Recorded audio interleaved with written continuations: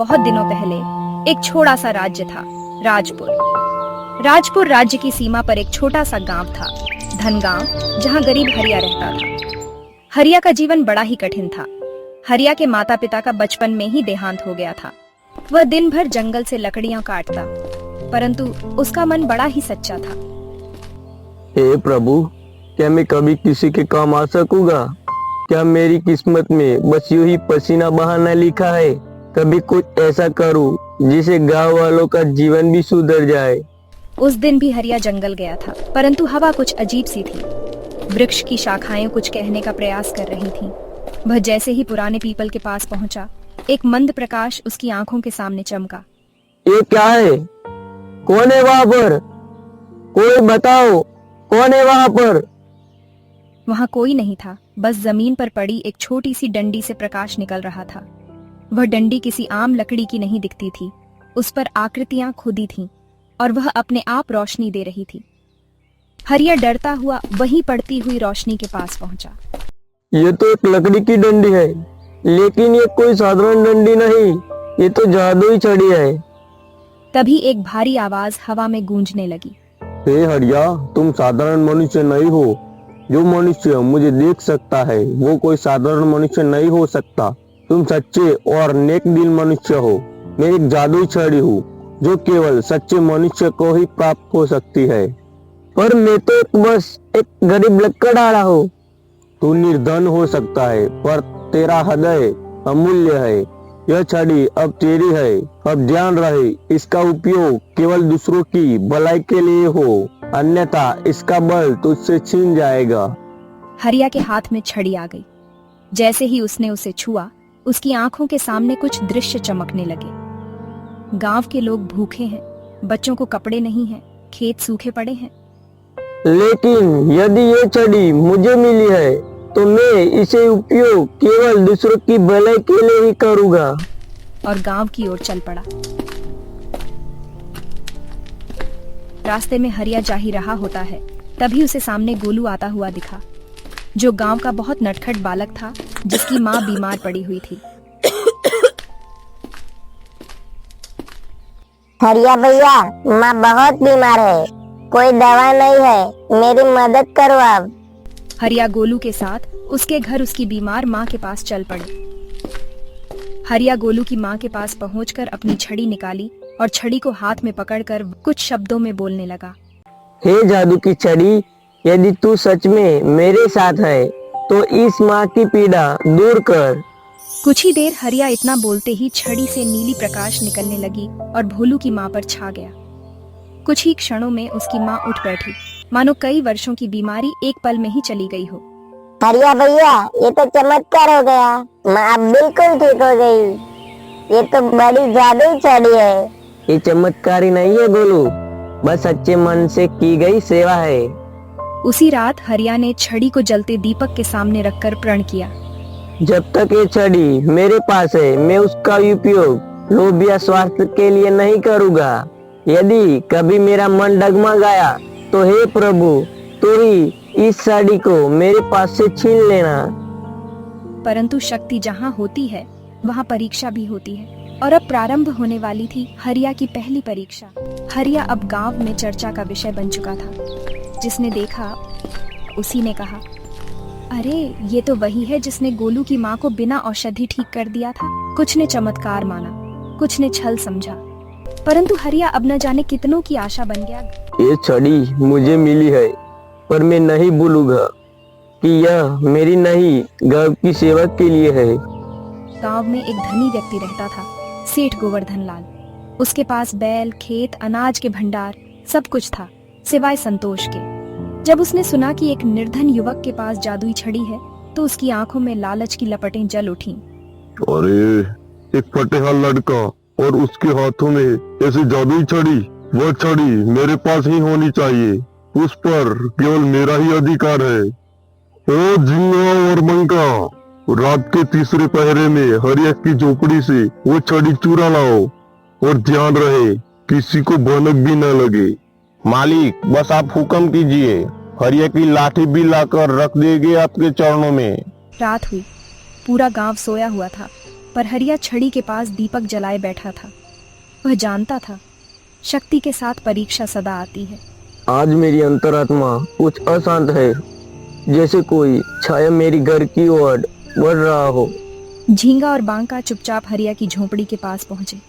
एक ने दरवाजा धीरे से धकेला, दूसरा खिड़की से झांका कर देख रहा था। अरे अरे, वह छड़ी तो दीपक के पास रखी है, कोई हमें देख ना ले, धीरे से जाकर उठा लाते हैं। जैसे ही झींगा ने छड़ी को छूने की कोशिश की, अचानक तेज प्रकाश फैला। छड़ी अपने आप हवा में उठ गई और एक तेज गर्जना के साथ बोल पड़ी। जो छल से मुझे पाने आएगा, उसका मन अंधकार से बढ़ जाएगा।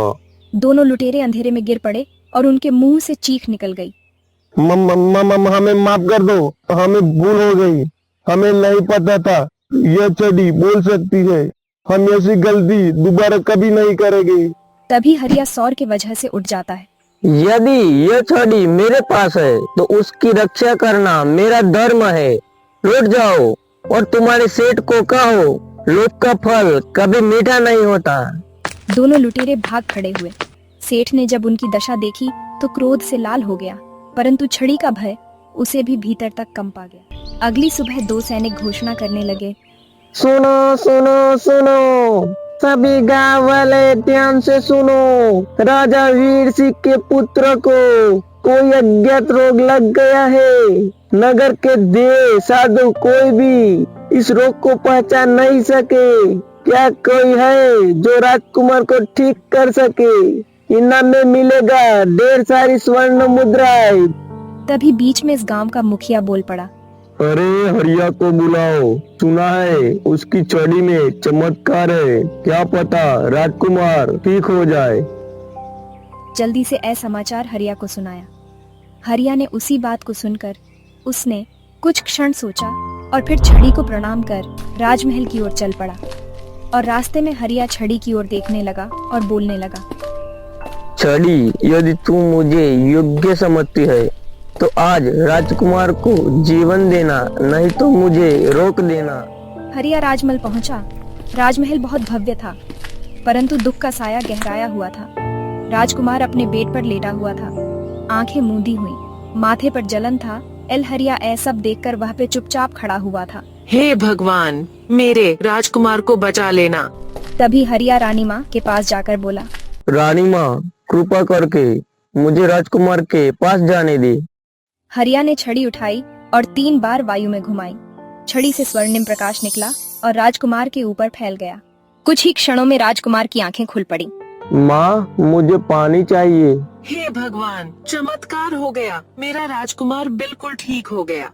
तभी हरिया को राजमहल में बुलाया जाता है।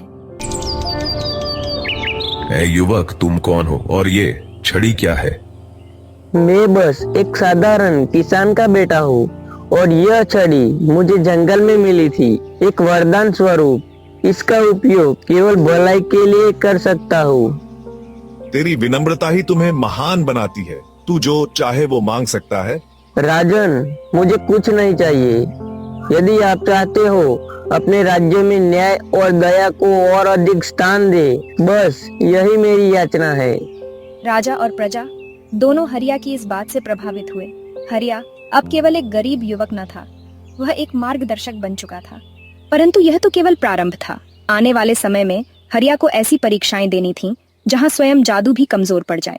राजा वीर सिंह की राजधानी में अब हर दिशा से एक ही नाम गूंज रहा था, जिसने चमत्कार किया, राजकुमार को मृत्यु से लौटाया और लोभ को ठुकरा दिया। राजा ने चाहा कि हरिया यहीं रहे, परंतु हरिया का मन गांव की माटी से जुड़ा था। राजन, मेरा स्थान जंगल की छाया में है और सेवा वहाँ अधिक है जहाँ लोग भूखे और दुखी है। तुम सत्य कह रहे हो, परंतु एक तुम्हें आग्रह है। 2 दिन यहीं रह जाओ ताकि मैं दरबार में तुम्हारा सम्मान कर सकूं। हरिया ने सहमति दे दी, परंतु दरबार में हर कोई प्रसन्न नहीं था, खासकर राजपुर के महामंत्री विक्रमसेन, जो वर्षों से राजा का विश्वास पात्र था। एक गरीब बालक और उसकी छड़ी ने मेरे वर्षों के परिश्रम को फीका कर दिया। अब राजा उसके आगे झुकता है और मुझे भूल गया। मंत्री जी, यदि ये ऐसी चाल चलता रहा तो शीघ्र ही यह हरिया राज्य का सबसे बड़ा मार्गदर्शन बन जाएगा। तो समय आ गया है उसकी छड़ी को उसकी कमजोरी बनाने का। अगले दिन राजमहल के दरबार में हरिया को बुलाया गया। सभी दरबारी, रानी, राजकुमार और राजा स्वयं सभा में विराजमान थे। प्रजाजन, यह वही हरिया है जिसने हमारी आशा को पुनः जीवित किया। मैं इसकी सेवा को प्रणाम करता हूँ। सभा ताली से गूंज उठी, परंतु तभी महामंत्री ने एक चाल चली। राजन, यदि यह युवक वास्तव में इतना सच्चा है तो एक परीक्षा दे। क्यों न इसकी छड़ी को कुछ समय के लिए राजकोष में रखा जाए और देखे कि तब भी यह सेवा कर सकता है या नहीं। यह क्या बात हुई महामंत्री? छड़ी इसकी शक्ति नहीं होनी चाहिए, बल्कि सच्चाई इसकी पहचान होनी चाहिए। मंत्रीवर की बात में तर्क है। यदि मेरी सेवा केवल छड़ी पर ही आधारित है तो मैं शाबाशी के लिए योग्य नहीं। आप छड़ी को कोष में सुरक्षित रखें।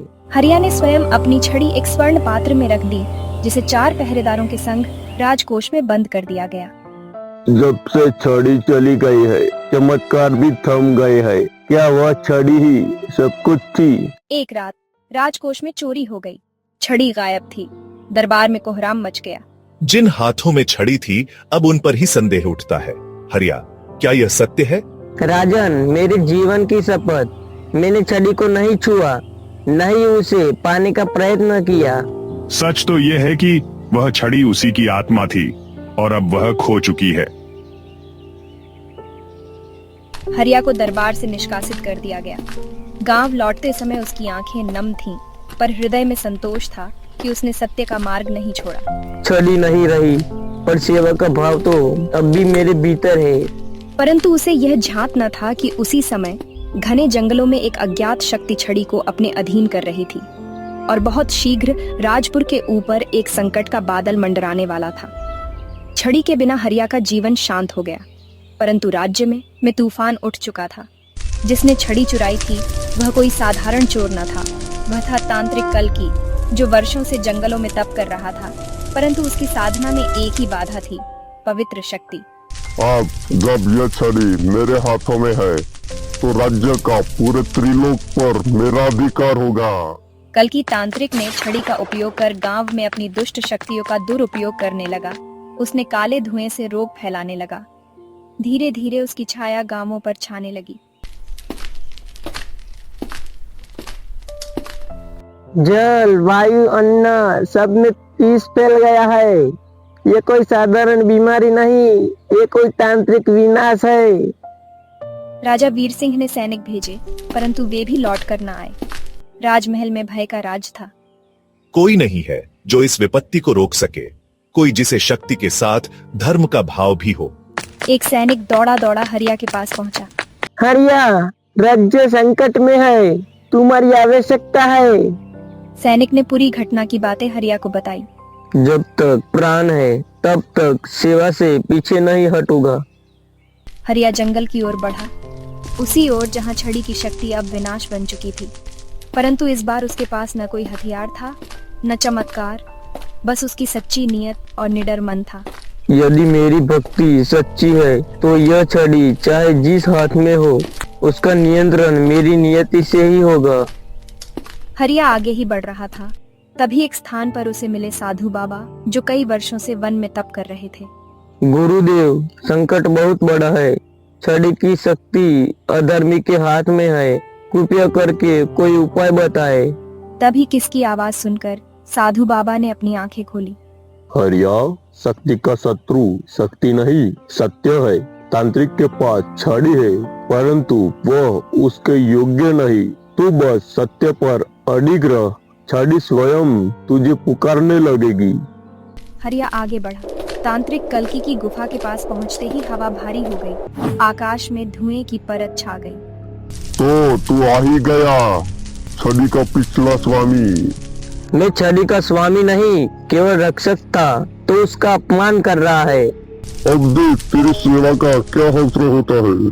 कल्की तांत्रिक ने छड़ी घुमाकर आकाश से अग्निबाण उतारे, पर हरिया डिगा नहीं। वह वहीं खड़ा रहा, आंखें बंद कर छड़ी की आत्मा को पुकारता रहा। हे छड़ी, यदि तू धर्म की रखवाली के लिए बनी है तो मुझे नहीं, सत्य को पहचान। तभी छड़ी तेजी से कांपने लगी। कल्की के हाथ जलने लगे। नहीं, ये कैसे हो सकता है? छड़ी हवा में उठी और गरजते हुए हरिया के हाथों में आ गिरी। हरिया ने छड़ी घुमाई और दुष्ट तांत्रिक की ओर घुमाई। छड़ी में से जादुई किरणें निकलने लगी और दुष्ट तांत्रिक पर पड़ी और तांत्रिक जलकर भस्म हो गए। अब वापस चले जहाँ सेवा की आवश्यकता है। हरिया छड़ी संग लौटा।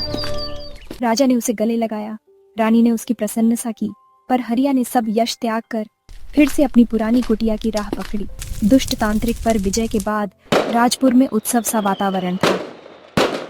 राज्य में शांति लौट आई थी, खेतों में हरियाली छा गई थी और जन जन के मुख से हरिया का नाम गूंज रहा था। हमारा राज्य धन्य है जिसे हरिया जैसा सेवक मिला।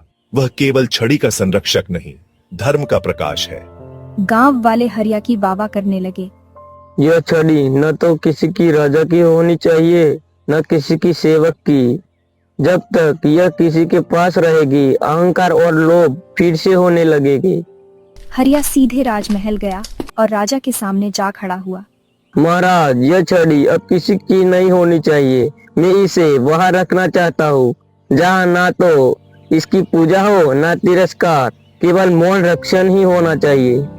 परंतु हरिया, यह छड़ी तो राज्य की रक्षा का प्रतीक बन चुकी है। महाराज, जब तक हम किसी की वस्तु को अपनी रक्षा मानते हैं तब तक हम भय से जीतते हैं। जब हम धर्म को रक्षा मानते हैं तभी हम निर्भय होते हैं। राजा मौन रह गया। सभा में सन्नाटा छा गया। हरिया, तूने जो सिखाया वह कोई राजगुरु वर्षों में नहीं सिखा पाते। हरिया छड़ी को लेकर उसी पहाड़ी पर पहुंचा जहां कभी उसने साधु बाबा से भिक्षा में जीवन की सीख पाई थी। वहां एक प्राचीन वटवृक्ष था, विशाल, शांत और दिव्य। हरिया ने छड़ी को उधर रख दिया। हे वटवृक्ष, तू ही इसका सही रक्षक है। जब युगों बाद सच्चा सेवक जन्म लेगा तब यह छड़ी स्वयं उसे पुकारेगी। जैसे ही छड़ी को वृक्ष की जड़ में रखा गया, वहां प्रकाश फैला। छड़ी धीरे धीरे मिट्टी में समा गई। हरिया वहीं बैठ गया। अब वह केवल हरिया नहीं था, वह एक विचार था, सेवा, सत्य और त्याग का विचार।